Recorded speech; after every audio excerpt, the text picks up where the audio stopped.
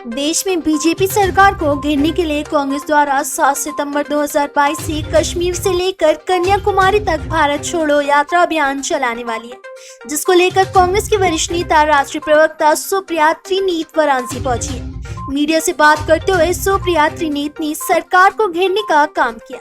उन्होंने कहा कि 2024 के किस मुद्दे पर चुनाव लड़ा जाना है, बात उस पर आकर टिक चुकी है। जैसे कि कल राहुल गांधी महंगाई पर हल्ला बोल रैली में कहा कि मुद्दा गरीबी, महंगाई, बेरोजगारी, जातिवाद, धार्मिक उन्माद फैलाना, भाई को भाई से लड़ाना है। मुद्दा चुनी हुई सरकार को पैसे एवं एजेंसी के दम पर गिराना है।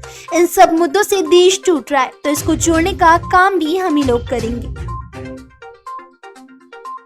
हम नीतीश जी के एलाइन है, बिहार में क्यों नहीं संपर्क में होंगे? 2024 में किस मुद्दे पर चुनाव लड़ा जाएगा, बात उस पर आकर टिक चुकी है।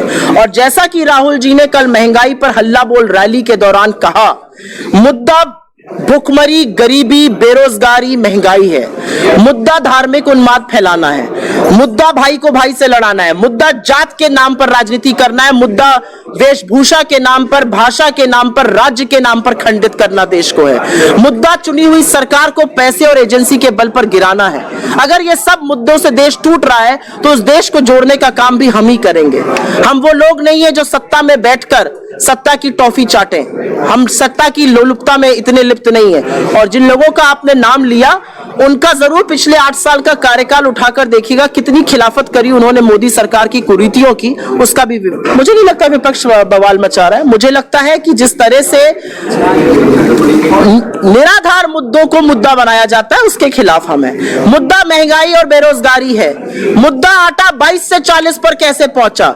मुद्दा दूध 35 से 60 कैसे हुआ? मुद्दा पेट्रोल 100 के पार क्यों है? मुद्दा डीजल 90 पर क्यों है?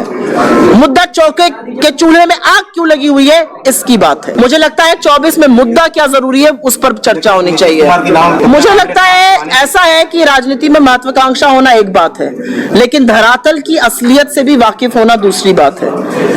कांग्रेस के धुरी बिना बने कोई विपक्ष की यूनिटी नहीं हो सकती है। एक कांग्रेस ऐसी पार्टी है जो कश्मीर से कन्याकुमारी तक और अरुणाचल से लेकर अहमदाबाद तक उपस्थित है, तो उसके बारे में फिर इस तरह के सवाल बेमानी हो जाते हैं।